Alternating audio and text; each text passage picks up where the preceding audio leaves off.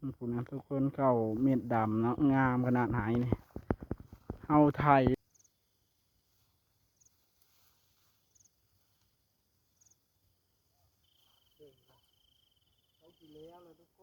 สบายดีเด้ออายเอ้ยทุกคนและน้องนุ้งเนาะวันนี้เขาก็มาเกี่ยวข้าวตามเคยเนาะทุกคนมาเกี่ยว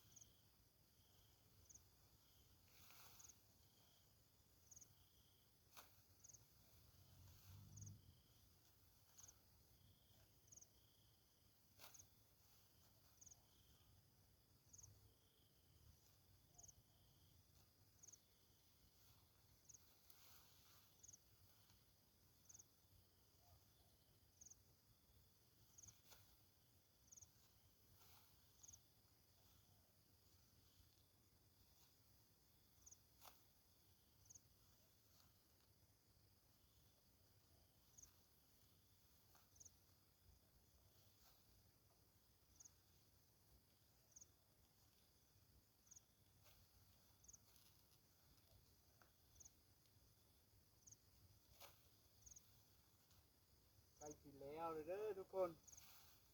เนาะเอามาเกี่ยวกับเดินสายนะครับ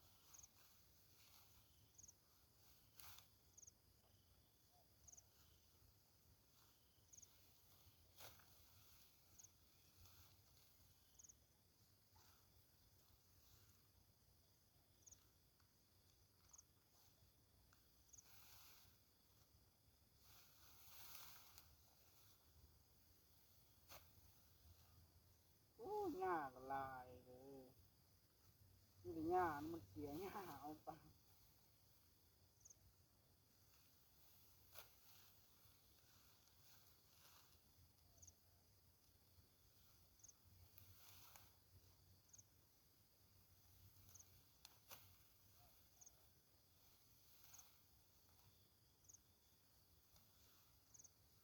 ช่วงเลี้ยงงูใช่ไหมเว้ย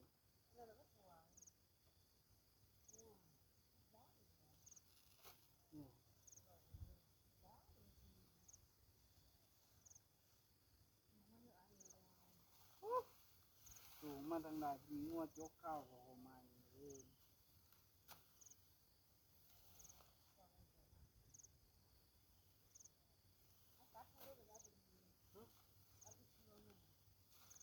บ่นะ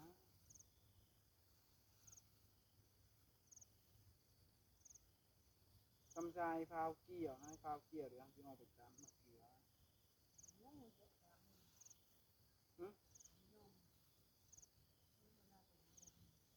มันจะสิย่อมบอกเขาสิเกี่ยวได้เนาะเราเกี่ยวไก่บ้านแล้วกันเป็นเกี่ยวให้งูเราเกี่ยวเราเกี่ยวข้าวแล้วแล้วก็เข้าไปเกี่ยวเครื่องให้งูอยู่กันกองอยู่บนทานนั่นนะถ้ามันทงเข้ามาสายนี่ยังมีผู้ไปเกี่ยว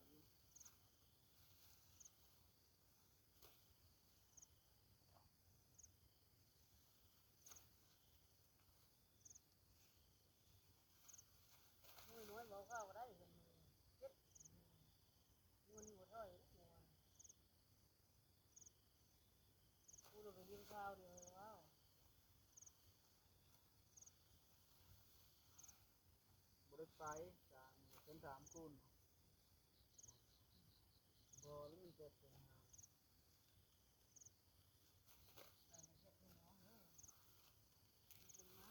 ไฟจักมือนี่มือก็ได้แล้วมันจะอยู่กับที่ได้อยู่ไปจักมันจะอยู่กับที่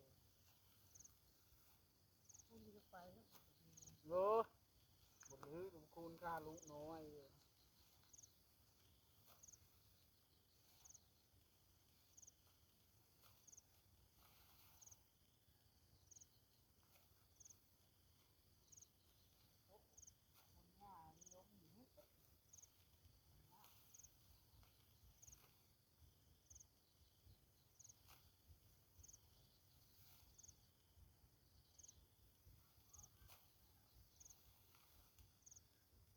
กี่ยวสาเนี่ยเด้อทุกคน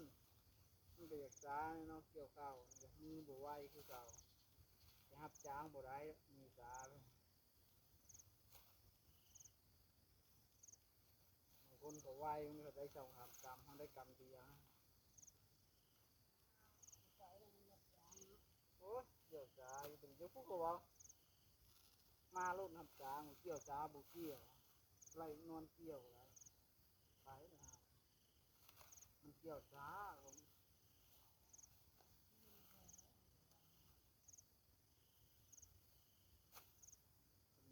ดำหน้าจะไหวได้ต้องมีไหวบ่ได้มีแต่หญ้าอะไรเงี้ย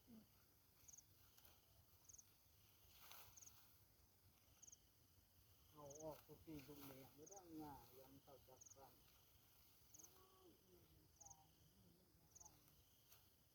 มันเป็นอะไรจักง่าย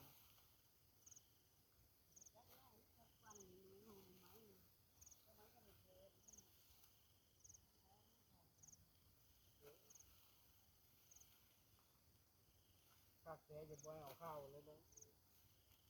เอาเข้าแล้วบ่แม่นอื่นถ้าแม่นเขาปลูกแล้วมันสิไปชึกเจ้เข้าเอาตกที่หน้าหญ้ามันจะโป่งอ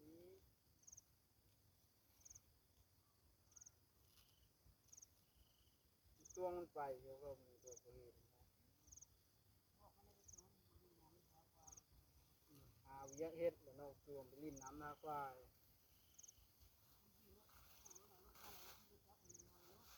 ฮะ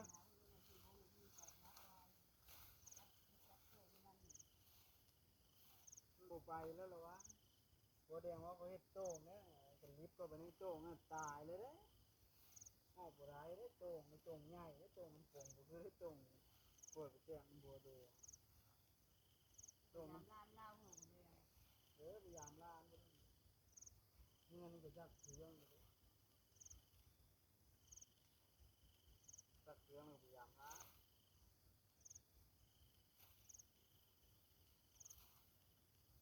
มาละไปยังมันบ่ได้มาเฮ้ยกินแล้วท่านไปจักเครื่องหอมดีเมื่อดีสิชมแล้วเลยจัก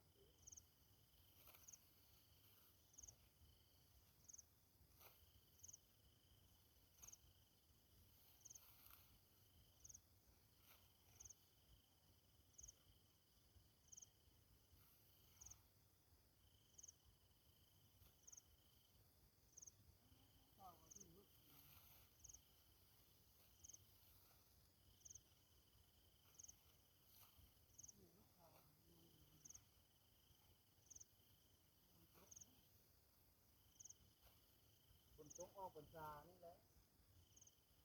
ยึดปัญญามันจะเศร้ามันจะว่าเขาเห็นอยู่ในข่าวแล้วก็ว่าพายุมาระวังรถน้ำท่วมเขาเห็นในข่าวออกไปเลยจะพายุไม่ใช่เขาก็เลยระบุ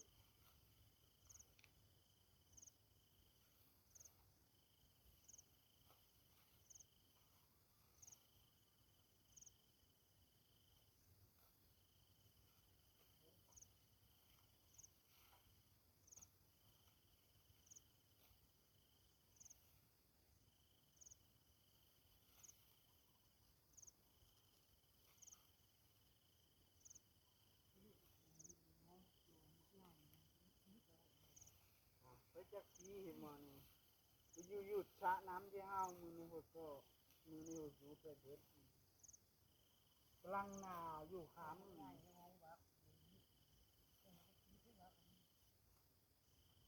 ดื้อมัดก็นั่นมันได้อยู่กันนั่งคนดุแล้วสิชวนไปคนเลือกมากไปไม่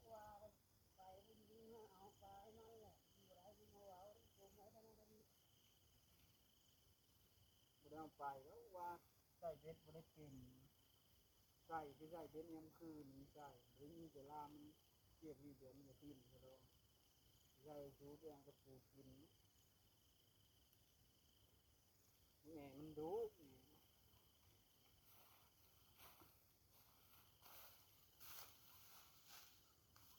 ก่ง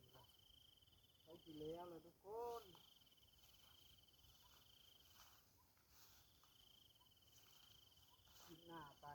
ฮ็ดไปทุนเนื้อแบบ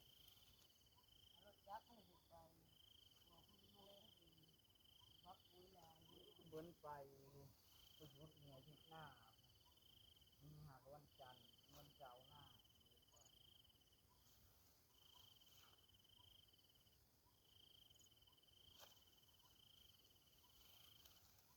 ไปผู้เดียวตัวค่าน้ำคุดที่เดือนนั่นนะใส่เด็ดที่เดือนมันเริ่มหายากันบนตรงอื่นนี่เยอะข้างเคียกินหน้าเอาบุญที่เป็นเจ้ามีกลางเดินมันบอกพอได้เก็บโอ้ยพอมีสวยกำลัง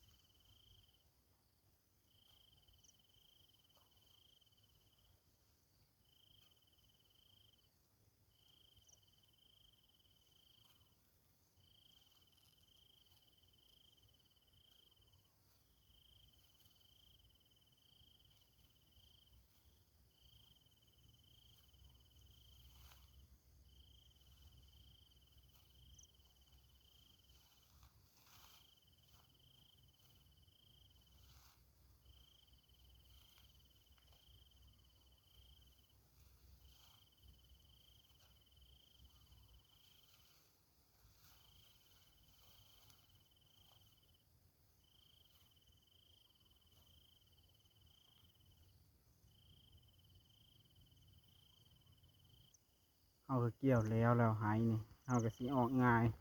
เมื่อเฮือนตอนแรงมาใหม่เนาะกันมาบางทีก็ไปเห็ดแนวอื่นเนาะเห็ดแนวอื่นอีกตอนนี้กำลังยางมา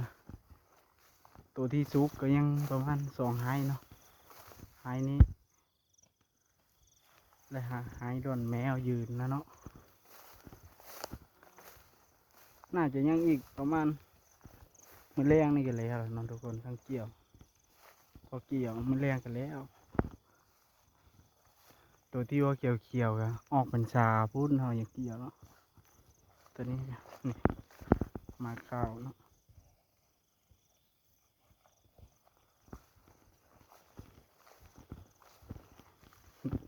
นาทงนาวกับเลาะลงไปหลุมเนี่ยเนาะ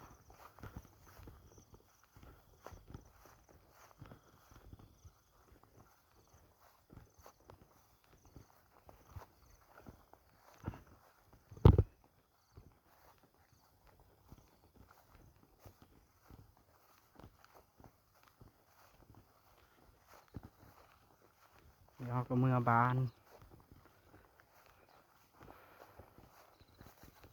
ตอนแรงเขาเบะยันได้ไม้หนูเบะเอาไปยามร้านได้มา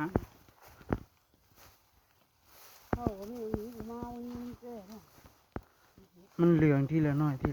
ครับใช่เขาเกี่ยวข้าวยุ่นี่แล้วก็ยุ่ที่เราดำนี่ก็ต่อแล้วก็ดำนี่ยุ่ที่เราง่ายๆวิทย์ปัญชาเขาเกี่ยวมันแหละนี่เนาะเกี่ยวกับทุกเฮือนเลยได้นี่สีเหลืองเลยนี่ ข้าวของนี้ถ้าเหลืองเฮืองในข้าวสีดำก็มีเนาะ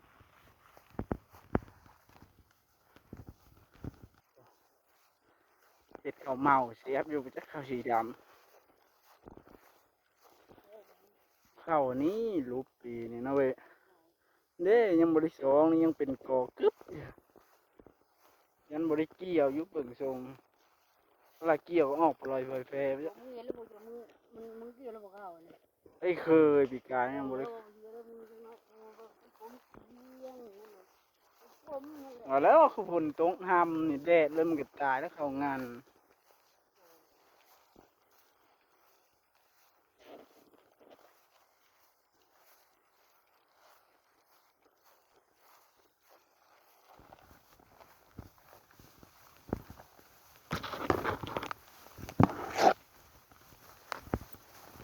หนาวเหมือนเลยนี่เราะทุกคนเลาะมานี่พากนี่กับ